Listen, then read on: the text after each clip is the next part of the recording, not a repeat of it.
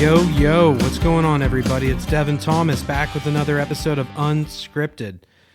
Welcome back. It's been a good week.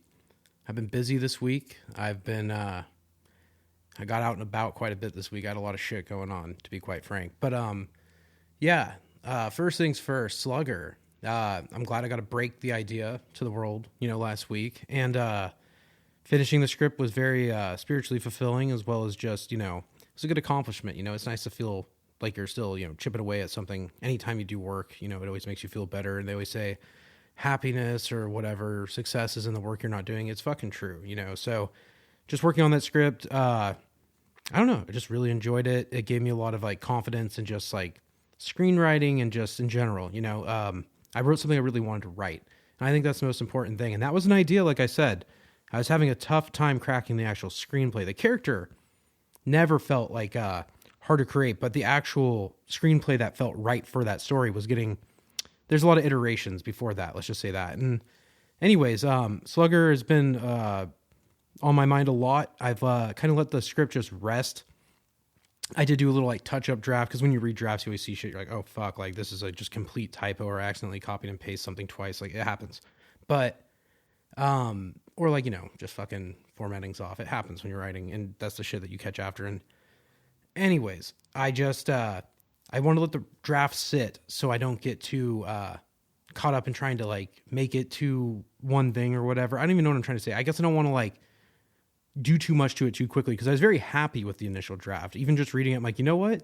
It's not perfect, but it's pretty fucking close. And I think it's because I had a clear vision while writing it and actually approaching this idea with a certain, I guess, vision, is the right word. And I kind of stuck with it the whole time. And I feel like in that sense, there's dialogue and maybe beats that I'll add, or just stuff to build the characters and make it a little richer. But as of now, I've just let it rest for the week. I've read it a little bit on my phone. I always go back and reread the script. But yeah, I think I'm going to let it just, brew. And I'll come back and I've already done a second draft, but I'll come back and do a third, hard, changes, actually go in. And I've said this before, when you're writing a script, it's never really done, even on set. When you get there, you're like, fuck, man, we had one scene in Peninsula Nights. It was this tailor shop scene. I rewrote it I fucking probably 10 times, just all the way up until the day we shot it. We finally found somebody. There's a foreign language element to the scene too, which I kept switching that. And in retrospect, it probably didn't have to be that, but I was trying to make it authentic to the area. And yeah, it definitely worked out in the end. We ended up getting somebody who could speak Italian, literally the dialect of Monterey, Spaghetti Hill, Sicilian Italian. It was very cool. It actually ended up being the perfect fit. But shout out my boy Vince Ciolino. But yeah, it's just, even on Peninsula Nights, there was rewrites constantly. So you got to be very open to that as a screenwriter. Also, I'm a writer-director. So when I'm writing it, it's not I'm sending it off. I'm hey, maybe a director will tweak a thing or two. It's I'm going to be the one fucking doing it. So even with Slugger, I'm happy with the first draft, or at least the first two drafts. I mean, really the second one was a cleanup just to make sure I had it all perfect. But besides the point, I don't want to do too much changing too quick, because I don't, sometimes you can create a Frankenstein fucking script where you got a bunch of parts put into it. You're like, what the fuck is this thing at the end of the day? I think it's a good, clear vision for now. And with that being said, I mean, I didn't really write that much this week other than reviewing the script. And most of that's due to fucking buying a Nintendo Switch 2.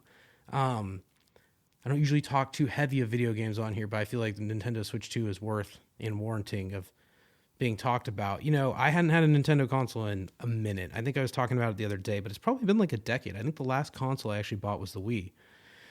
And the Wii was amazing. At the time, Wii Sports, even creating Miis, it was just such a new thing, and everybody loved it. And the Wii was fucking, even the press on the Wii. I mean, I remember people were dying, doing competitions to get the Wii, hold your Wii for a Wii. Some lady died holding her bladder. It's just insane. It was it's almost psychotic how powerful this fucking device is over some people. But anyways, I ended up getting a fucking Nintendo Switch 2 by chance. We called it GameStop because it was fucking $7.45.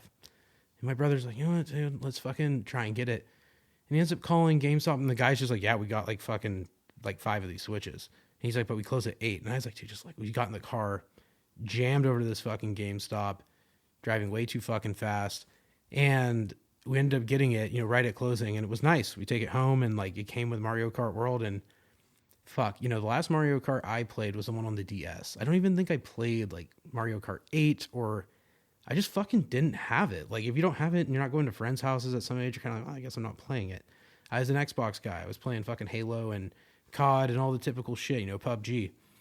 So when we got this Nintendo Switch 2 and played Mario Kart, it was like, think of going from N64 or the remake for DS and then just going to this. It was like fucking insane jump technologically, physics-wise, all the graphics, whatever. It's Nintendo, and I kind of like say, oh, Nintendo, their graphics are limited. Honestly, on the Switch 2, like, it's pretty fucking great. Like, still has the Nintendo charm, but they're obviously high quality. And anyways, Nintendo, or excuse me, not Nintendo, but Mario Kart World, wow. What a fucking game. I mean, we blew through like kind of like the circuits, whatever, the time trial, not the time trial, but the Grand Prix, the knockout tour. You just can't help but continue playing the game once you get it. And there's characters to unlock and cards to unlock, and it's a lot of fun. So my brother and I, and even Christine, Von Robbery, Stephen Ray Thomas, they were gaming the shit with me, and we fucking just blew through these fucking maps. We blew through these missions and unlocked a ton of characters. They got great outfits for all the characters. It was just a fucking lot of fun just to play it. Well, then we fucking hooked it up to online, which, once again, last time I was playing one of these consoles, like, I don't even think they had online for Nintendo. So even the idea of that is like, yeah, it's usually a console you play with your friends. Man, the online competition element of this game is like, I call it Mario Kart Heartbreakers, because if you're playing this fucking game and you are racing online, you could be in first 1 second and then you will be in 24th or fucking whatever place immediately after. And as Ricky Bobby's dad said, if you ain't first, you're last. And that's how it fucking feels if you don't win a match in this game. Oh my God. I've played probably like 20 matches today. I've yet to come in first, admittedly. And it's driving me fucking crazy. I just want to get that dub. I've been using Toadette with this little, I think it's called the Baby Boomer car. We've tried every combination. Everybody else has gotten first place except for me. I swear I feel like cursed right now, because all I want to do is get this fucking gold statue online. And I guess it's the high stakes of playing fucking Mario Kart online. When you're playing against the AI, like the built-in characters, like, you're whipping ass. Like, occasionally there's a good racer. Maybe you come in, like, you don't place high, but like, you could do a pretty good job. But online, you're playing against other people, and like, man, some of these people are so fucking good. I'm like I said, I'm like more of a casual gamer. I'm not like an every fucking day gamer. However, I will say with the Nintendo, I've become a little bit more of an everyday gamer, because it's just, it's relaxing. Even playing Mario Kart World is just a fucking endorphin blast. Like, there's shit happening constantly, fucking little jumbling balls or whatever, the little fucking question mark cube, getting items, boost. It's just like, I don't know. There's something about the philosophy behind these Nintendo games that are just, they're not like quote unquote addictive, but they definitely make you want to continue playing. Like, I've played a lot of Xbox, never have the same fucking drive to go and play that as I had with this Switch. And I just really feel like, I guess the reason I'm talking about it is not only am I excited to have the console and it's fun, but I feel like I've just slept on Nintendo hard for the last, I said probably like 10 years. I've been just doing other shit, living my life. And fuck, like, it's good to be back in the Nintendo family, because there's such a sense of familiarity playing this console. It's comforting. It almost reminds you of being young. It probably reminds everybody of being young, because those, games have been around for so long. Even like, later generations, or earlier generations rather, like, people in the 80s, I feel like were playing like, these Nintendo games. Maybe not the same type, but like, there were still versions of these consoles coming out. And another game we got for, Mario Kart, like, just on a final note, like, the online shit, like, it is the most competitive game I've played online. Like, Halo 3 is pretty fucking competitive, but I don't know. I think Mario Kart World might take the cake. It is stressfully, fucking upsettingly, it makes you so fucking angry if you don't win. And, man, I haven't felt that way about a game in a long time. It's a good type of, like, quote unquote anger, but like, it's just a good type of, it makes it feel like the victory's that much sweeter due to the difficulty of actually having to achieve this fucking victory online. And that's something that I think, like, makes the game just even better. It's because, like, when you do win, it feels fucking great. But anyways, moving on to another game I played on there. I got to play Super Mario Odyssey. I'm late as fuck to this one, I know that, but for somebody coming from, like, say, Super Mario 64 and then playing fucking Mario Odyssey, it was just, like, mind-blowing. It was incredibly good. Beat the game. Stevie and I pieced it about 50-50 on like the missions and shit, and like we blew through it. But wow, incredible game. Gameplay was just so fun. Everything about it was good. It was like the cleanest version of a Mario game I've ever played. And honestly, like I love the N64 one. I'd play it again, but it was just hard because of just like the graphics and the way it played. It just wasn't very smooth. Probably very smooth for the time. But now I don't, no comparison to Odyssey. Odyssey, like it just, everything about it, the missions, the maps, functionality, just everything felt very organic. That's something I've noticed about the Nintendo games. Everything's organic. It's not very like utilitarian gaming like COD. It feels very like, here's your gun, here's your fucking like kits, and like it's very spelled out. Let's just say that. And like Nintendo games, there's like a subtlety within them that makes it more exciting. There's more mystery, there's more magic, there's quite literally more adventure when you play them, which is really cool. It's immersive. It makes you think a little bit more. I mean, I love a shooter. I love, blowing fucking people up and all that, but I don't know. I feel like Odyssey just kind of like gives you a different experience, to say the least. And you have to think a lot, and it's like fun to like figure it out as you go, which is, I guess maybe that's why it's so engaging. I haven't played a game that makes you like think a little bit more than like, oh, like let me get this guy in my hitbox and headshot, whatever. Now that being said, I did buy the newest Donkey Kong. It came out on July 17th, and you know what? It was the same people that made Odyssey, and I was like, let's give it a try. And the reviews were high. They were fucking 10 out of 10 on IGN. And I was like, you know what? They're calling this thing a masterpiece. I downloaded it. So far, so good. It's a very, very similar experience to Odyssey, but it's its own thing, which is kind of cool. And I'm not that far into it, but yeah, it's just not strange. There's a lot of like mining, and you're kind of just Donkey Kong in a mine. I'm not even quite sure what's going on in the game yet. It's kind of like you're trying to get out of this, like quite literally like a mine shaft. And there's different sub layers, and you collect gold and power up. I think you collect bananas. That's like the big thing. Instead of like in Odyssey, it was like moons, and now in Donkey Kong, it's bananas. And yeah, it's interesting so far. I think Odyssey is a better game, just like based off my opinion immediately. But I think that Donkey Kong has a lot of improvements on, like, you can tell it's the same engine as Odyssey, and it feels like really fluid and very good. I got to play it more. I feel like I'm judging it before I've gotten like very far into it, because I still feel like I'm in the tutorial part. I feel like a lot of the missions are still like explaining to me like how to play the game. And Odyssey was cool too. I think the thing I liked about Odyssey was that every map was like, you were going through sub layers, and I'm not sure if that's even how the whole Donkey Kong game goes, if it's just sub layer after sub layer. But in Odyssey, you went to like different planets or like countries, kingdoms. That's what they called them. But it was like all over the globe.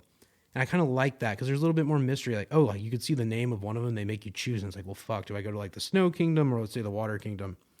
And it's like, well, fuck, like, do I want to miss out on the opportunity to go to this one first and then go to that one after? The choices were a little bit, it felt like higher stakes on the choices even. And like with Donkey Kong right now, I feel like a lot of it's just like fucking just continuously mining. It's like Minecraft, I guess. Constantly looking for gold, trying to power up, and you kind of get lost in the mining. I guess that's the thing right now, is I feel like I'm just mining. I'm just fucking smashing rocks and trying to get like whatever I can find, which is fun. It is like entertaining to like do that, but I need a little bit more plot from it to get like my full like 10 out of 10 ranking for myself, because right now I'm at like a 8 out of 10 for sure. Like, it's a great game, but I want a little bit more, and I think I need to keep playing it to find that. But anyways, Donkey Kong Bananza, not a bad game. I'm not trying to bash it at all. I like the people that made Odyssey. They made this, and I don't think they can make a bad game, honestly. So I'm going to give it a little bit more time to fully judge it. But that's just my hot take. Like, so far, so good. Whatever they do next, I hope they're making the next Super Mario game. That'd be fucking rad. They got a very, very, very good vision for what those type of games should be. Even when I started playing Odyssey, they have this little hat cappy, and I thought it was a little weird at first, but like grew on me, and it ended up being like just everything ends up making sense. And that's kind of like Nintendo in general. It's a little weird, but everything kind of makes sense. And yeah, so Nintendo Switch 2, it's been really fun. If you can get one, fucking buy one. It was just nothing but fun, honestly, ever since we got it. And Mario Kart World is, if I can give anything a 10 out of 10 ranking and say it's a masterpiece, it's Mario Kart World. And wow, I'll be playing. So if you play it, I don't know, let me know. I think it's great. Anyways, I also went to the local fucking rodeo this week. I'm from Salinas, California, and we've had the rodeo here for fucking, God, I think maybe 150 years. Maybe it's coming up on 150. And yeah, there's something about going to the rodeo. I have been going to it my whole life. Some years I, have like, skipped, you know, have a little hiatus here and there, but going this year, it was honestly like, it was a great experience. I kind of just sat in the grandstands and watched the show, and like, yeah, like, you know, when you're younger, you're kind of going hustling, bustling, and like, yeah, I still like walked around and saw people and shit, but actually watching the show, you know, it was a great show. I was impressed. Usually I don't sit and actually watch the whole thing. I've seen it, but like, I really just sat there and took it in this time, and it's crazy, man. Like, the way these animals move, and some of these guys doing like roping and like jumping off to like jump onto cattle and shit. It's just insane. Like, I mean, who even like, I don't know. Like, I guess the whole time I was wondering, like, who the fuck wants to put themselves in this position? And it's like, I guess one tough motherfucker. Cause like, you have to like, I mean, how do you even practice for this shit? You have to be about that life to do it. Like, you know, bucking on a bronco or a bull, riding a horse fast. There's even like stunt riders. There's like these ladies, I can't remember their names, but they're just doing like stunts on the horses where they like hung off them and shit. And it was fucking insane. They're going super fast, like galloping horses. And like, yeah, you hear a gallop, you're thinking, oh, just a horse fucking moving. Like, dude, it is jumping like up and down practically. Like, these people, even when they're just riding around, and look, I know hundreds, maybe thousands of people like ride horses, but still, it's not like the safest activity. So when I saw these like little girls, like 7 to fucking like, I think the sister was like 25, maybe even older. Like, one of them was the oldest, but like, they had like a 7 or a 9-year-old riding a horse going like fucking 25 miles an hour, however fast a horse runs, jumping up and down, like leaning off the back of this thing. One girl was riding with like 2 horses, like one leg on each. It was fucking insane. And I was just thinking, like, you know, it's dangerous. It's crazy. And like, to even practice this, like, you have to be committed. So like, I don't know. I guess what I took away is like, one, you got to be fucking like, you know, balls of steel to go out and do that and really trust the animal. And like, I kind of guess I started like getting a little more philosophical when I was watching, like, wow, like, man, an animal like horse, like, and man, like, it's a very American thing. It's very Americana. Like, you know, the horse and the man like worked to help build the country to some extent. Like, you know, it was a huge part of American history and like just America in general. And like going to the rodeo, it's a very Americana event. I really just saw it, you know, and it was cool. It just hit different, I guess, this time. And I really just saw like how crazy it was to have this, like, you know, man and animal come together. And I guess I'm leaving out also like the cattle, like the horses, the calves and shit, like other animals that were involved. I even saw sheep. They had everything, you know, it was fucking all the, you know, farm animals per se. And yeah, it's just crazy how this event has lasted so long and it's such a big tradition. And like, obviously, you know, if you are from Salinas or know the area, like, it's a huge impactful event. Like, it is the event of the year. They call it Big Week in Salinas. And I think it just remains to be the biggest week. It never will be beat. You know, it is a huge part of like the core of Salinas. And it's just funny to, not even funny, it's just really cool to be part of that, you know, that history. Cause like, I've been going my whole life, and it's just, I guess the event, and also on this note, it's just come so far. It's super produced now. And I was just blown away by how far it's come in like the last, I guess, like probably 15 or 20 years. Cause like, yeah, the production was insane. The show itself, I mean, I keep saying the show, like, oh, the rodeo, but like the way they did it was phenomenal. Best it's ever been. So whoever's running it, congrats. It was really good. And I had a great fucking time going to the rodeo. It was just, you know, really good. Hold on, I gotta check this one. Okay, never mind. I'm having this notification come up on here. I was like, what the fuck is this? Something else I heard, that I was listening to Conan O'Brien's podcast. I was taking a walk, and like, he's not like my last resort podcast by any means, but he's kind of like the podcast that I'm like, I do like Conan. He's funny. Like, you can listen to him, and he's very casual. It's like never it's not Oprah, you know, it's pretty light. And he said he was, I just threw this one on, and he was just like, hey, this is me, like, talking to Marc Maron. And like, I just ran into him when I was in New York, and like, they're old buddies. And he's just like, yes, it's just a conversation I had with him. We went in the studio and just talked for a bit. And like, in the intro, he said how Maron's ending his podcast. And I was like, what? Like, I hadn't heard this. So I guess it's new-ish news, something he like kind of like, I guess, said it earlier in the month. But yeah, you know, Marc Maron's he's a really cool guy. I like his pod.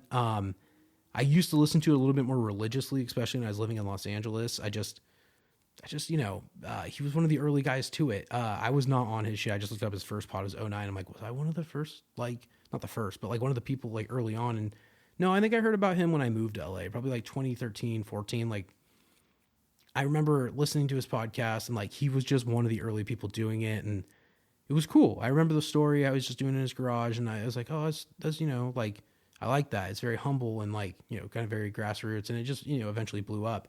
But hearing that he's not doing it anymore, I just thought it was not strange, but I was like, okay, I guess like, all good things must come to an end. And because he's so OG, I was like, I wonder why. And like, I never really got to the point on Conan. They're just bullshitting. So like, maybe I'll continue to listen to Pod, but maybe he'll talk more about why he's ending it. But I feel like maybe he's just like, it's run its course. I guess it's like a mutual decision between him and his producer too. I did read a little article, something about like how they're just like, putting it to bed. But yeah, it's interesting because like, I think it's like, you don't hear about podcasters retiring really. And it's like weird to see someone who's like 16 years. It'd be like doing like a night show for 16 years. You might think, yeah, I think my run's over, and I'm sure he'll do something else. I'm sure he'll continue to talk, but it's just interesting to see somebody who's had so much success in the space decide to like, just get out of it. And it's not like a bad thing. It's just interesting. Something else I was thinking about when I heard this is that I don't know if you guys have seen Easy on Netflix, but it's Joe Swanberg's show set in Chicago, mostly improv. But Marc Maron has a reoccurring character within the show, and there's episodes just solely based around him and like usually a few minor characters. And Jane Addams is always in the episodes with him. She's great accompaniment to his character. They're like soulmate status in the show. But yeah, Maron kind of plays himself in the show. He's got a different name. It's escaping me right now, but he's like a comic graphic novelist who writes his own, like story through his graphic novels. And he is like in podcast scenarios within the show, like interview press stuff. And it's just funny because that show kind of like revitalized even like me being like, oh yeah, like, Maron is really fucking good. Like, like he could be more than just the podcaster. And he is in a lot of movies. Like I do see he gets casted quite a bit. So it's like, I don't know, maybe he's making more room for his film career. Maybe he's just moving away from doing this shit in general. I'm not quite sure, but it's just interesting to see a podcaster retire. And it kind of makes me think even about how like, I've been talking about this because I did the 20th episode. I'm like, oh, the 20th episode, it's kind of like, a milestone, and it is a milestone. But for him to be like, way past all these milestones and so deep into the career, he's like, I think it said he did 1,600 pods. It's a lot of pods.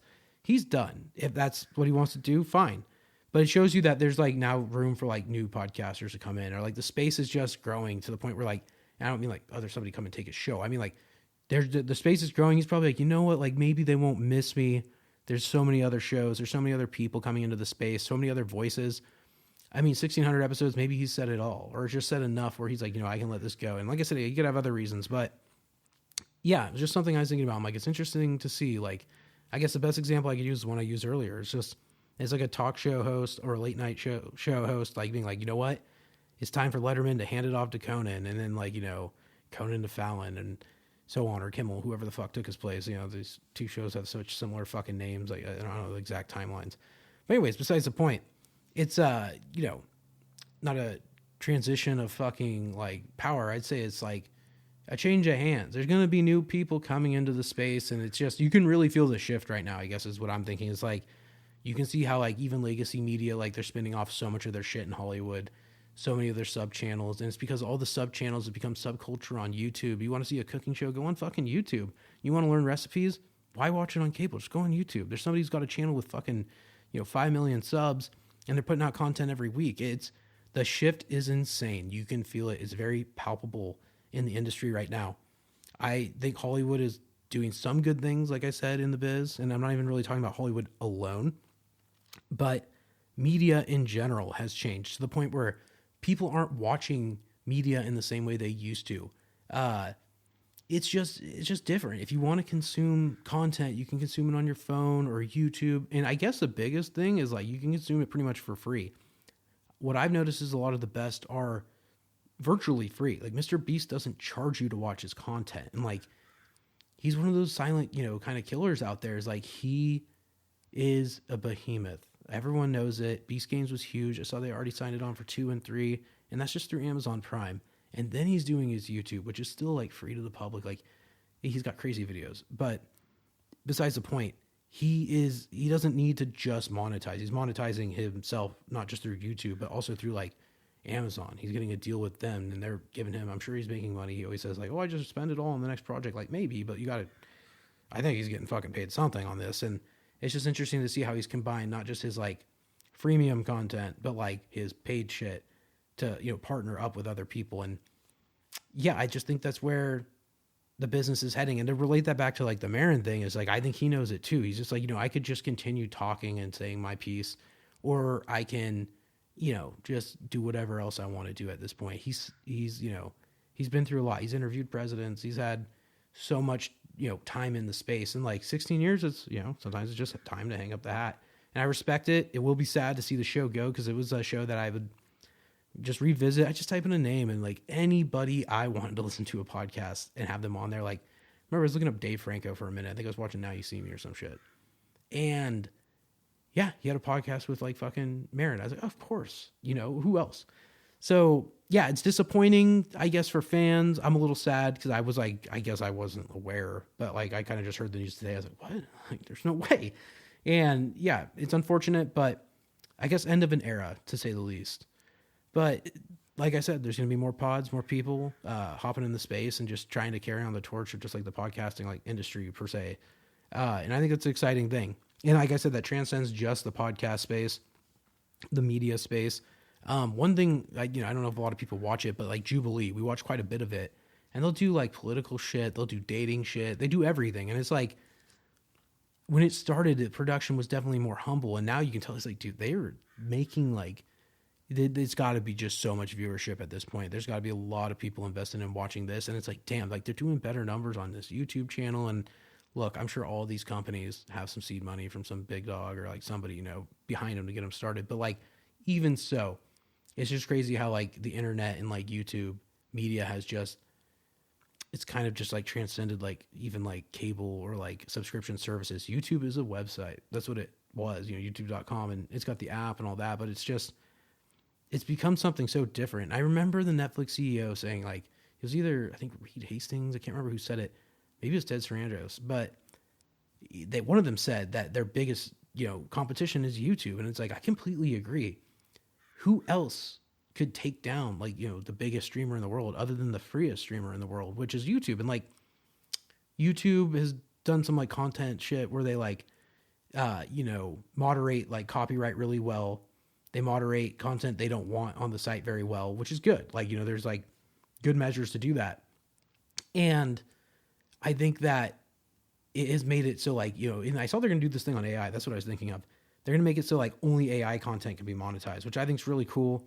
So they're doing shit to protect their like users, but they're also letting anyone upload, which is like, I think the biggest thing is like, obviously people can't just upload movies to Netflix. It would be a fucking mess, but it's just a lot of gatekeeping elements of like, you know, the bigger streamers. I feel like YouTube has really quote unquote democratized that. They've let people get in there to fucking put their content on there. And if you want to be seen, you can be seen. And if you have something people like, people will watch it. And if people like it and they watch it, you could grow a successful YouTube channel. And I think that's something that has just like, you know, it's not even like customer adoption at this point or like audience adoption. The audience doesn't give a fuck anymore. They'll go to YouTube if they want to watch this shit. They'll go to whatever platform they feel like will offer them to get the content. And I say this all the time. I have every fucking streaming service signed in on my TV. From Tubi to Plex, Crackle, I don't give a fuck. Because when I want to watch a movie I want to watch, I just type that movie in and it's on one of them. I don't care if it's on Netflix. I don't care if it's on Apple TV. I don't care if it's on Prime. It doesn't matter anymore. People just want to watch what they want to watch when they want to watch it. And they want to watch content creators that they like. And it's that simple. And I think that has changed the whole landscape of what the entertainment industry is and what media is. If you want to be a talk show host, go make your own talk show. If you want to be a podcaster, go make a podcast. It's that, you know, it's that simple, you know. And anyways, I really just see the writing on the wall, especially with, you know, I guess the Maron thing triggered me into thinking this, but like I've also, you know, I've just seen the trends lately, and it's like maybe he's seeing that on the wall too. He's just like, yeah, you know what, maybe it's my time to make a nice exit. But anyways, guys, I think that's all I got to say. I've ranted and rambled enough for this week. My name's Devin Thomas, and this is another episode of Unscripted. I'll talk to you all next week.